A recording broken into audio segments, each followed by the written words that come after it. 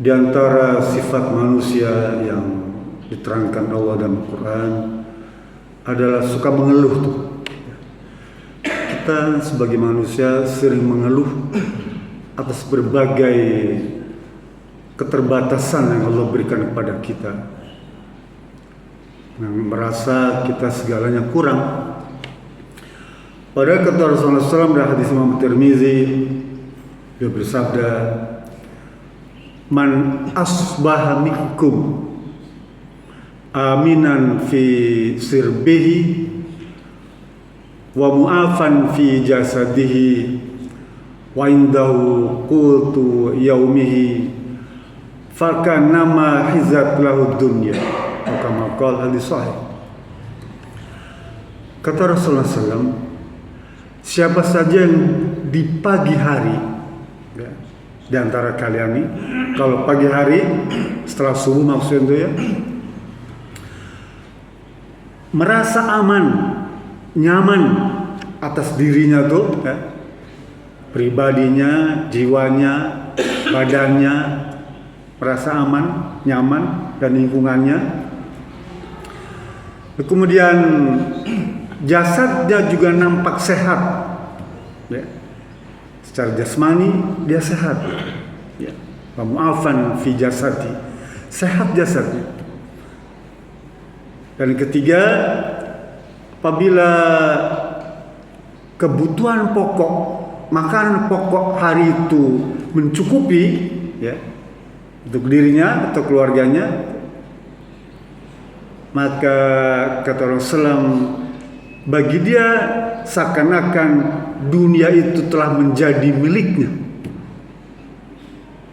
Rasulullah memberikan terminologi, ya, tentang orang yang berkecukupan itu, ya, cukup bukan diukur dengan seberapa banyak harta yang dia miliki, akses yang dia punyai, status yang dia dapatkan, atau mungkin jabatan yang peroleh, tidak. Rasul memberikan batasan kepada umatnya, orang yang dianggap mampu, cukup. Pertama, dia memiliki rasa aman. Aman. Ini penting. Dan itu merupakan nikmat yang besar.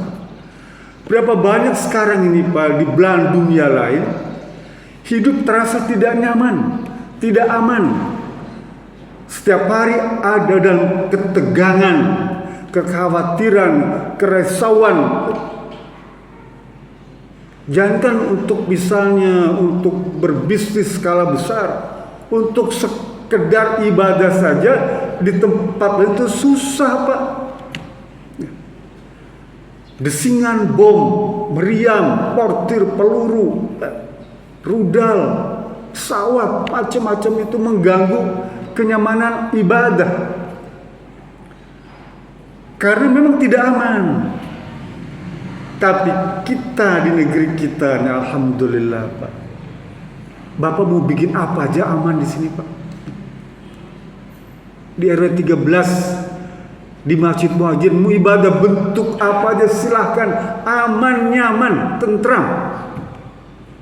Ini yang orang kadang-kadang lupa bersyukur pada Allah Subhanahu wa taala, menganggapnya ini sebagai sebuah memang sudah keharusan. Tidak.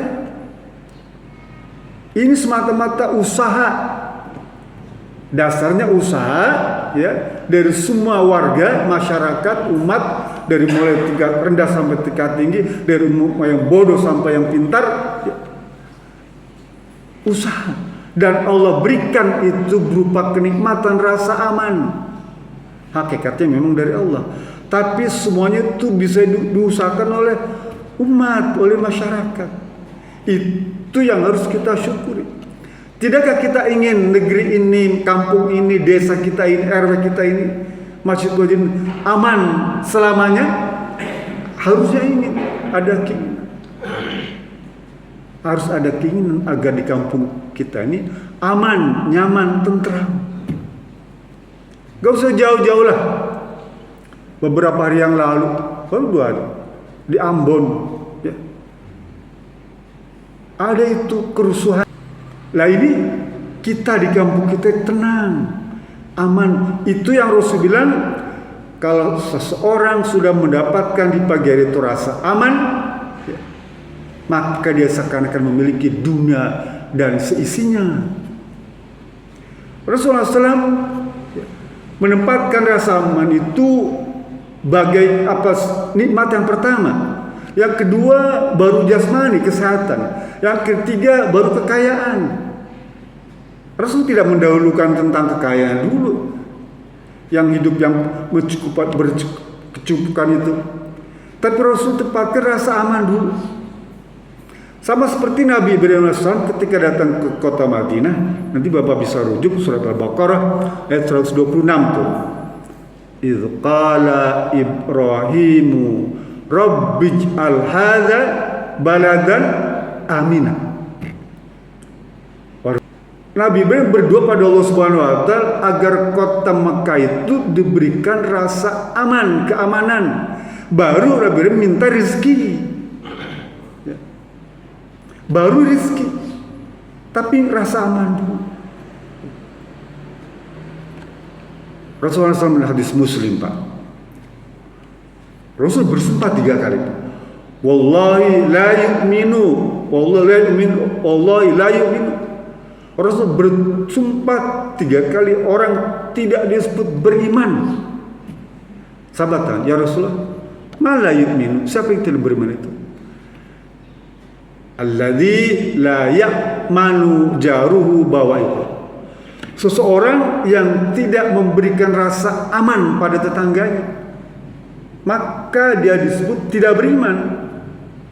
Tetangganya tidak tentram oleh berbagai gangguan, ya. Apakah itu suara, kebisingan, atau kegiatan-kegiatan aktivitas hidup, ya. Nggak nyaman, nggak enak, maka orang disebut tidak beriman. Kalau mengganggu tetangga dari berbagai aspek. Rasul 3 kali bersumpah. Jarang Rasul bersumpah 3 kali. Ketika siapa yang tidak beriman? Alladzi ya'manu jawru bawa'iqah. Mereka yang sering mengganggu tetangganya sampai tetangganya tidak merasa aman. Bahkan bercanda pun, ya, bercanda nih. Kata Rasulullah, la ya'khuzanna ahadukum mata'an akhi, ya. Jangan engkau mengambil barang benda sesuatu, ya, dari saudaramu itu iseng tuh, ya, laiban walajadan. Iseng tuh ngambil barang tuh gampang, sendal kita umpetin sendal tuh yang gampang. Padahal itu bercanda aja tuh. Apalagi serius. Bercanda aja itu dilarang oleh Rasulullah SAW. Ya. Apalagi sungguh-sungguh. Bercanda dengan tetangga sehingga barangnya mungkin hilang atau bagaimana. Merasa tidak aman. Itu dilarang, diharamkan oleh Rasulullah SAW. Itu baru bercanda. Oleh karena itu, kalau sungguh-sungguh beneran menimbulkan rasa tidak aman bagi tetangga, maka dia sungguh telah berbuat maksiat, bahkan dia berdosa. Ya. Hati-hati, kadang kita tidak sadar, ya. Bercanda dengan tetangga, dengan teman, ngumpetin sendal, sepeda, itu. Padahal itu bercanda, itu berdosa, Pak. Bahkan dengan orang kafir pun, nih. Tadi kita sama Muslim dengan orang kafir, Pak. Nanti Bapak bisa rujuk surat At-Taubah, ya, ayat 6. Taubah, Allah berfirman apa? Wa in ahadum minal musyrikina istajaraka fajirhu hatta ya'lama kalam Allah summa ablihu ma'manah. Jika seseorang dari kalangan orang kafir datang kepadamu minta perlindungan ini, minta tolong lah kamu, maka bantu dia, berikan perlindungan pada dia. Kenapa? Karena kalau kita memberikan perlindungan kepada orang kafir itu, ya, karena diminta tolong tuh, itu momen untuk apa? Dakwah kepada dia hatta yasma kalam Allah, sampai dia kemudian bisa bersaksi bahwa Allah itu Tuhannya. Hatta ya'lam kalam, sampai dia masuk Islam lah. Boleh begitu. Karena bagian dari dakwah itu memberikan perlindungan, memberikan pertolongan kepada orang kafir. Coba orang kafir itu nolong kita cuma pakai Indomie, ya. Indomie, susu, apalagi terigu, minyak goreng itu. Kenapa? Karena itu momen memberikan pertolongan yang Allah jamin untuk masuk agama. Orang Islam juga sebetulnya seperti itu kalau kita mampu, ya. Bantu mereka orang kafir itu, ya. Sampai dia masuk Islam. Kemudian Allah teruskan summa abrikhu ma'manah, lalu tempatkanlah dia di tempat yang aman. Orang kafir, Pak. Kalau datang tempat kita minta perlindungan, tempatkan di tempat yang aman. Artinya apa? Keamanan ini penting, Pak. Ini penting sekali itu. Setiap awal bulan tuh, Pak, kan ada doa tanggal 1 ya. 1 Syawal, 1 Ramadan tuh.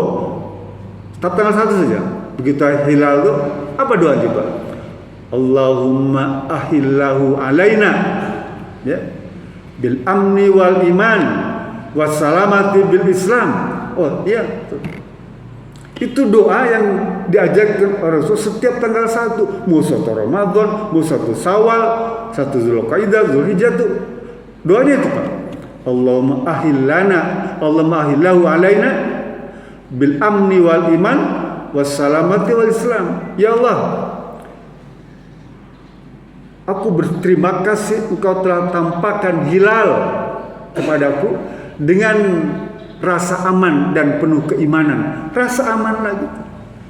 Tanggal 1 kita bisa lihat hilal, artinya aman. Ya, bersyukur kembali. Jadi syukuri, Pak, negeri kita, ya, yang apa gemah ripah loh jinawa ini di kampung kita yang tentram. Kita jaga kerukunan dengan sebaik-baiknya. Agar apa? Agar ibadah sholat kita bisa tenang, agar ibadah saum kita bisa nyaman, agar ibadah sedekah kita bisa apa barokah, ya. Agar lingkungan kita juga bisa terjaga rukun. Tuh. Bapak bandingkanlah dengan negeri yang lain. Ngeri, Pak, sekarang ini. Apakah mungkin di negeri kita bisa, kalau kita tidak mensyukuri apa yang telah Allah berikan ini, Allah balikan untuk peristiwa itu menjadi sama seperti negeri-negeri yang kacau balau. Ya, maka itu syukuri. Dengan cara apa? Bersyukurnya dengan meningkatkan ketaatan pada Allah Subhanahu wa taala dengan ibadah sungguh-sungguh. Jangan terlalu banyak bercanda, apalagi menjelang sholat, ya. Jangan banyak bercanda, banyak ngobrol. Itu kan momen terbaik untuk berdoa, apa ya? Menjelang sholat itu, ya, antara azan dan qomat itu momen doa yang paling mustajab. Kenapa tidak kita pakai itu? Kenapa harus banyak ngobrol? Kenapa harus banyak bercanda? Sayang. Kita nggak tahu umur kita sampai kapan, ya. Momen itu momen terbaik yang Allah berikan kepada kita untuk berdoa, yang Rasul ajarkan kepada kita untuk berdoa pada Allah Subhanahu wa taala antara azan dan qomat, bainal azaini, azan dan qomat. Minta pada Allah.